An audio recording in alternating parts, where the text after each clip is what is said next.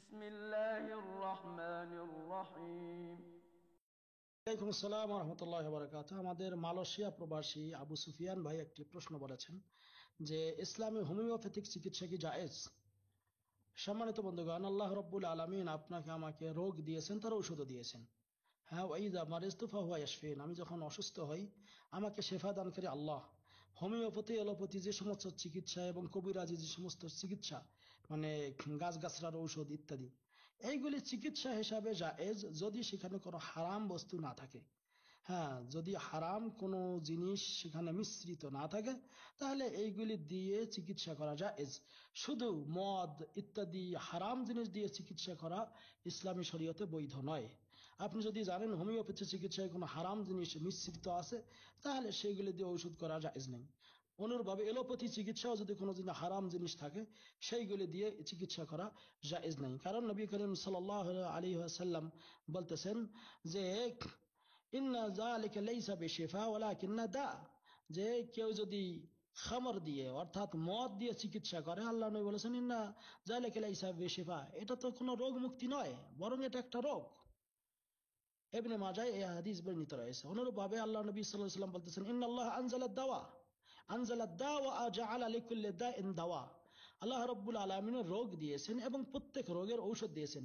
ফাতাদাও, আল্লাহ নবী বলেছেন ফাতাদাউ, তাহলে তোমরা ঔষধ করতে পারো। ওয়ালা তাদাউ বিহারাম, কিন্তু হারাম কোন জিনিস দিয়ে ঔষধ করবে না। রাওয়াহু আবু দাউদে হাদিস বর্ণিত রয়েছে। কাজেই আল্লাহর নবী সাল্লাল্লাহু আলাইহি ওয়াসাল্লাম আরেকটা হাদিসে রয়েছে, যেটা সহিহ বুখারীতে রয়েছে, যে ইন্নাল্লাহা লাম ইয়াজআল শিফাআকুম ফীমা হারামা আলাইকুম, যেই জিনিসটাকে আল্লাহ রাব্বুল আলামিন হারাম করেছেন তার মধ্যে কোনো শেফা আপনাদের জন্য রাখেননি।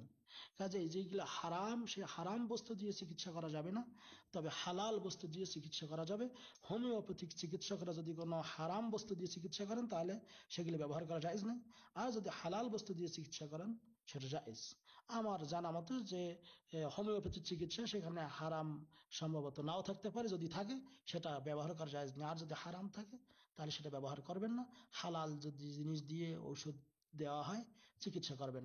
তবে বিশেষ করে সেখানে দেওয়া হয় যে অনেক সময় পাওয়ার বাড়ানো হয়, পাওয়ার কমানো হয়, সেইগুলি জিনিস যদি সেগুলোকে অ্যালকোহল থাকে, অর্থাৎ অ্যালকোহল মিশ্রিত ঔষধ, যদি সামান্য পরিমাণ যে 5%, 2%, 1% এরকম অ্যালকোহল দিয়ে তার ঔষধের গুণাগুণ ঠিক থাকে, শুধু এটাকে মডিফাইড করা হয়, তাহলে ওলামায়ে কেরামের ফতোয়া অনুযায়ী, যেটার সম্পর্কে মক্কা মুকাররমায় 2002 সালে একটি সম্মেলন হয়েছিল, সেখানে তারা এই মতামত গ্রহণ করেছেন যে যদি সেটা ঔষধের গুণাগুণ সব ঔষধেই সেটা, কিন্তু কোনো কারণে তার একটা মডিফাইডের জন্য, তার যে কোনো একটা ব্যাকটেরিয়ার ধ্বংসাত্মকের জন্য 2% বা 1%, 3% এরকম কোনো অ্যালকোহল সেখানে যুক্ত করে তার ঔষধের নামেই ঠিক থাকে, তাহলে সেইটা ঔষধ ব্যবহার করা জায়েজ হবে।